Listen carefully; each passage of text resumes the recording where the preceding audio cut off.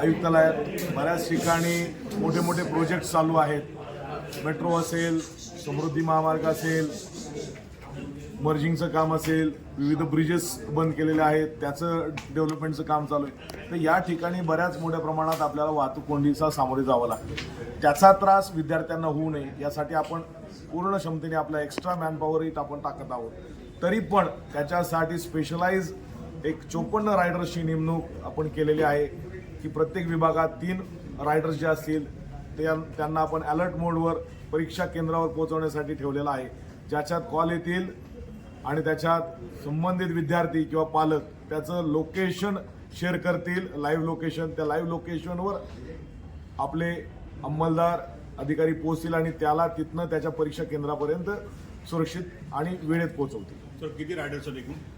54 riders आहेत। 18 वाहतूक विभागामधले 54 रायडर्सची आपण नेमणूक केली। महिला पार्टनरची नेमणूक केली?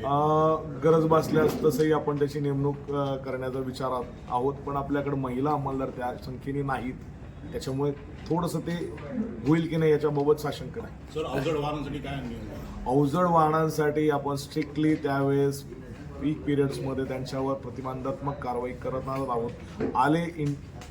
आज जर आलेच तर त्यांच्यावर त्याप्रमाणे कायदेशीर कारवाई करण्यात। हे ठाणे आयुक्तालयापर्यंत आहे की फक्त ठाणे सिटीपर्यंत? पूर्ण ठाणे आयुक्तालयात म्हणजे ठाणा, बदलापूर, अंबरनाथ, उल्हासनगर, कल्याण, डोंबिवली, इव्हन भिवंडी। काय आव्हान कराल?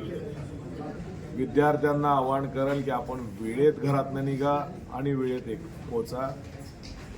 रस्त्यामध्ये जाताना पहिले गुगल मॅप्सवर एकदा आपण आपलं त्याच्यावर घराच्या बाहेर पडताना गुगल मॅप्स बघून त्याच्यानुसार आपण आपला कालावधी जो आहे पोहोचण्याचा तो ठरवावा आणि त्यानुसार कारवाई। ओके, ठीक आहे सर, शॉर्टमध्ये हिंदी